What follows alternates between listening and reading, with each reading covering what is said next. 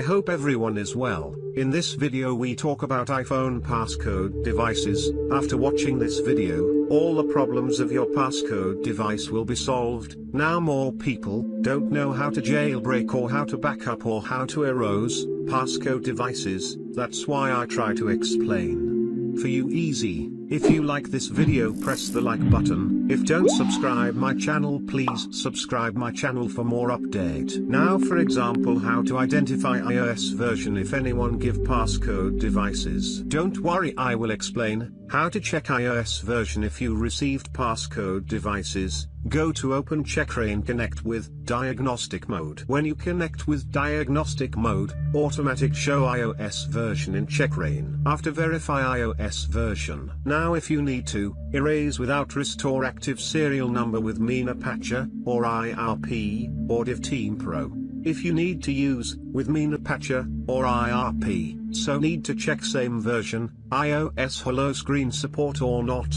If same version, available support 𝐒𝐴, then you can jailbreak with diagnostics mode. After successful jailbreak with diagnostics mode, then active serial for jailbreak. If don't, available jailbreak, so you can bypass, without jailbreak, backup activation file only.